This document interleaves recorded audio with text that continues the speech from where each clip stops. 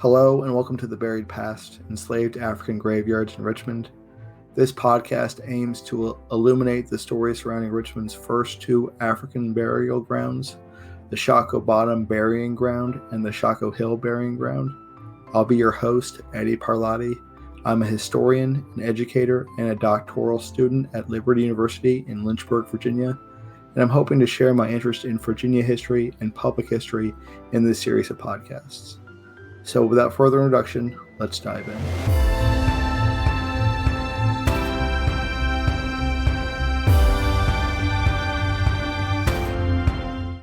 I'd like to start this series of podcasts by speaking of the origins of Richmond's first burying ground for enslaved Africans and free persons of color. The Shockoe Bottom Burying Grounds, or as it was known in the later portion of the 18th century, the Burying Ground for Negroes, was situated at the bottom of the slope of Shockoe Hill on an unclaimed plot of land as early as 1750, and it would be the final resting place for thousands of enslaved Africans and persons of color for more than 60 years. Ownership of the Shockoe Bottom Burying Ground would change hands many times over the next 250 years. Sadly, from 2008 to 2011, this land was state-owned and occupied by a parking lot with no marker or plans for historical preservation. Though the parking lot has since been removed and the area has begun the enormous undertaking of historical preservation, there is little evidence that this place was once sacred ground for the enslaved of Richmond. In this episode, I'd like to delve into the origins of Shockoe Bottom Burying Ground by first speaking about slavery in the early days of Richmond. I'll then speak about how the cemetery was established and why it is situated here.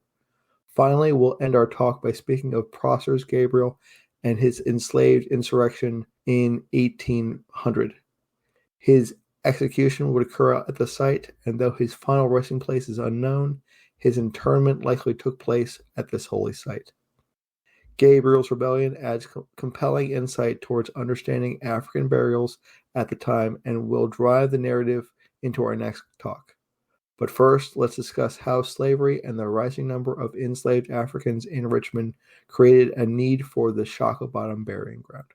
Enslaved Africans have a close and intimate relationship with death since first stepping foot into the New World at Jamestown in 1619, some 50 miles down the James River from the heart of Richmond.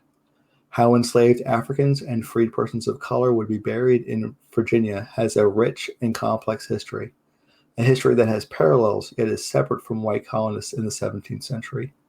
Indeed, it wouldn't be until 1661 that an act of the House of Burgesses would guarantee enslaved Africans and indentured servants a proper burial. Act 15, Burial of Servants and Others Privately Prohibited, states that no person, whether free or servants, shall be buried in any other place than those so appointed, unless such by who their own appointment in their lifetime has signified their desire of being interred in any particular place elsewhere. By the time the city of Richmond was established from the land given by William Byrd II in 1742, slavery was a major part of the economy of Richmond, and the slave trade was a driving force in the growth of Richmond. According to the U.S. Census from 1800, the total population of Richmond was 5,737, with 2,293 enslaved Africans and 607 freed persons of color. This means that more than half of the people in Richmond were of African descent. But how did a burgeoning city of Richmond deal with their African dead? Anthony Burns, a Baptist preacher who was born into slavery in 1834 and escaped to freedom in 1853, had this to say about the conditions for the African dead. In death, as in life, the social distinctions of slavery are carefully maintained. Laid to rest in a potter's field, the dead bodies of the slaves have never mingled their dust with that of the sovereign race. No monument inscribed with the name of the deceased ever marks the spot where he lies, as no legal sanction was ever given to his name while he lived. Richmond grew out of Byrd's vast land holdings, and evidence suggests that the first burial ground predates the establishment of the city itself as a cemetery for Byrd's own plantation slaves. Jeffrey Ruggles, a local Richmond historian working with the Virginia Historical Society, suggests that the plantation site transitioned into the burial ground for Negroes, as the site, quote, would have a plausible choice for an early site, as land was not prominent nor likely to be productive, and neither too close or too far away. Ruggles believes the establishment of the enslaved African burial ground would have mirrored the establishment of the cemetery at St. John's Church, Richmond's municipal burial ground for whites. Shockoe Bottom Burying Ground does not appear in any official capacity until the 1809 map entitled The Plan of the City of Richmond, created by surveyor and cartographer Richard Young. Young's map clearly shows a large area labeled Townland on a separate inset map, and this same area is labeled as the burial ground for Negroes. Located near the burial ground on Young's map were Richmond's magazine, where arms and gunpowder were stored, as well as the city's public gallows. The boundaries of the plot of land were not set on the 1809 Young map, and by 1817, when Young would produce a second map entitled Map of the City of Richmond and its jurisdictions, including Manchester, the plot and labels for the site would disappear. Why then was a burying ground for Negroes built in Shockoe Bottom if this land would be so tenuously owned and the plot so ambiguous? The location of the Shockoe Bottom burying ground was established out of necessity. The bottom of Shockoe Hill was located in the heart of Richmond's slave commerce. The burial ground sat near slave pens, auction houses, and was adjacent from the Manchester slave docks.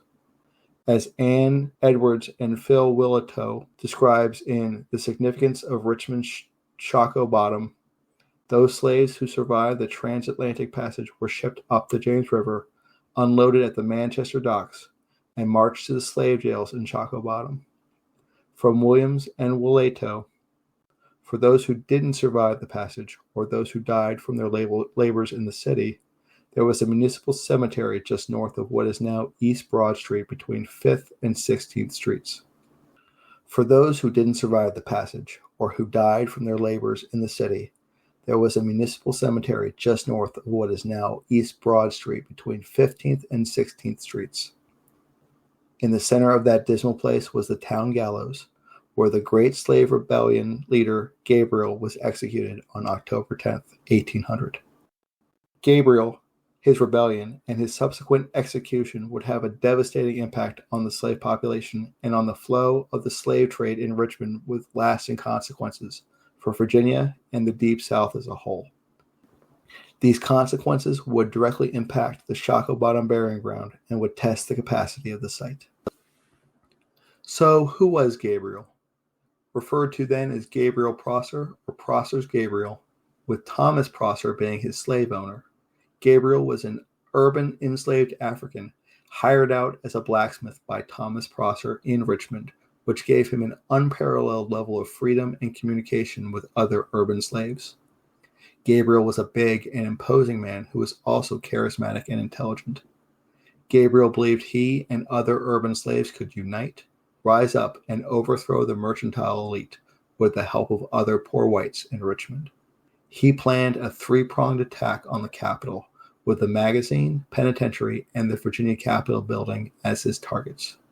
Planned for August 30th, 1800, Gabriel's plot was ultimately foiled before it could be realized, but the scope of his planning and the numbers involved shocked Richmond's white elites in Virginia politics. Dozens of enslaved Africans were executed, including Gabriel himself. These executions happened at the city gallows, and there's reason to assume Gabriel was buried at the Shockoe Bottom burying grounds.